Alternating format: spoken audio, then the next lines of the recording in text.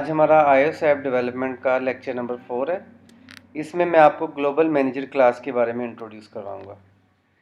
इससे पहले ज़रा सिनेरियो समझ लें कि ग्लोबल मैनेजर क्लास की हमें ज़रूरत क्यों पेश आती है। लास्ट लेक्चर में आपने देखा एक कंट्रोलर से हम डेटा पास करते थे और दूसरे कंट्रोलर में उसको व्यू कर लेते थे। आप सपोज़ करें आपकी आईफोन एप्लीकेशन में मोर देन 20 या 50 स्क्रीन्स हैं और डेटा आपने पहली स्क्रीन से लेके पहली स्क्रीन का कोई डेटा है जो आपको 50th यानी 50वीं या 20th स्क्रीन पे जाके वो डेटा शो करना है। लाइक आपने लॉगिन किया, आपके पास लॉगिन आईडी आया 123। इस आईडी की ज़रूरत फॉर एग्जांपल आपको सेटिंग की स्क्रीन पे जाके पेश आनी है, ज़रूरत पेश आएगी। अब जो पहले हमने तरीका देखा है उसमें क्या होगा, पहले आप आईडी को एक स्क्रीन से दूसरी स्क्रीन पे लेके जाएंगे, रजिस्टर की स्क्रीन पे या बिल फर्स्ट डैशबोर्ड की स्क्रीन पे। आप 20 स्क्रीन्स में उस आईडी को लेके फिरते रहेंगे, जबकि आपको वो आईडी चाहिए ही 20th स्क्रीन पे जाके। तो ये अच्छी अप्रोच नहीं होगी कि आप इस आईडी को अपने साथ लेके जा रहे हैं और जहाँ पे आपको चाहिए वहाँ पे आप यूज़ कर रहे हैं। तो ऐसे केस में आप ग्लोबल मैनेजर की क्लास यूज़ कर लें। ये मैंने प्रोजेक्ट के अंदर रखी है, इसको यूज़ करना मैं अभी आपको बता देता हूँ। सिंपली ये आप क्लास इस तरह प्लेस कर लें। आपको कोई डेटा चाहिए, आप यहाँ पे इस जगह पे वेरिएबल्स डिफाइन कर सकते हैं, लाइक मैंने काउंट का किया है। अब आप देखें व्यू कंट्रोलर क्लास है। व्यू कंट्रोलर के btn सबमिट में आप लिखेंगे global manager dot shared instance dot count dot is equal to 10। Global manager की क्लास में आपने 10 स्टोर कर दिया। यही 10 आप पूरी एप्लीकेशन में किसी जगह पे भी एक्सेस करेंगे तो आपको ये वेरिएबल ये वैल्यू इसी तरह मिल जाएगी। लाइक एक स्क्रीन अगर आपकी नेविगेशन की स्टैक, इस पे अभी हम एक लेक्चर पढ़ेंगे कि नेविगेशन की स्टैक क्या होती है, लेकिन अभी तक के लिए इतना कि पूरी एप्लीकेशन में आप जहाँ पे भी घूम रहे हैं तो ये वैल्यू आपको एक्सेसिबल हो जाएगी। ऐसा नहीं होगा ये डिस्ट्रॉय नहीं होगी मेमोरी से।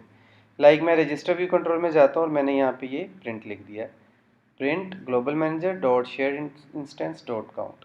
तो ये इसको लिखने का थोड़ा सा मेथड डिफरेंट है। ग्लोबल मैनेजर क्लास का नाम है, उसके बाद ये शेयर्ड इंस्टेंस इसके अंदर बना हुआ है, स्टैटिक है ये, और डॉट काउंट ये हमारे वेरिएबल का नाम है। ये आपने जस्ट याद रखना है कि इसको इस तरह से गेट करना है, एक्सेस करना है और इस तरह से वैल्यू प्लेस करनी है, सिंपल। तो ये ग्लोबल मैनेजर की क्लास किसी भी प्रोजेक्ट के लिए एक ज़रूरी चीज़ है, इसके बगैर प्रोजेक्ट बनता नहीं। तो ये देखिए हमने कुछ अरेज बना के रखी हुई हैं, कुछ वेरिएबल, स्ट्रिंग, कांस्टेंट सारे यहाँ पे रखे हुए हैं। तो ये आप पूरी एप्लीकेशन में कहीं पे भी कोई चीज़ ऐसी रखना चाहें जिसको आपने बार बार एक्सेस करना है और आप चाह रहे हैं कि वो आपकी स्क्रीन्स की मूवमेंट के दौरान वो वैल्यू डिस्ट्रॉय ना हो, तो वो आप ग्लोबल मैनेजर में रख सकते हैं। तो ये अभी हम चला के देखते हैं, ये प्रोजेक्ट हमारा चल रहा है। जब मैं इस पर सबमिट पे क्लिक करता हूँ तो ये मैंने ब्रेक पॉइंट लगाया था, मैंने ग्लोबल मैनेजर में देखा मुझे 10 वैल्यू रिटर्न हो गई है, नीचे आप देख रहे हैं जो मैंने प्रीवियस व्यू कंट्रोलर में सेट की थी, व्यू कंट्रोल में एक्सेस मुझे यहाँ पे हो रही। लेकिन एक बात जहन में रखिएगा कि बिल फर्ज आपकी ज़रूरत सिर्फ इतनी है कि आपने एक स्क्रीन से डाटा उठाना है और नेक्स्ट स्क्रीन पे प्लेस कर देना है। तो ऐसे केस में या इससे मिलते जुलते बहुत से केसेस में ग्लोबल मैनेजर की क्लास यूज़ करना फिर अच्छी अप्रोच नहीं होगी। फिर वही अप्रोच अच्छी होगी जो लास्ट लेक्चर में हमने डिस्कस किया था कि यहाँ से वैल्यू उठाओ और यहाँ पे प्लेस कर दो। तो ये सिचुएशन टू सिचुएशन वेरी करेगी, ये डिसीजन आपके खुद होंगे, आप खुद देखेंगे कि इस सिचुएशन में कौन सी मेथडोलॉजी बेहतर रहेगी। तो ये ग्लोबल मैनेजर की क्लास का इंट्रोडक्शन था आज के लेक्चर में।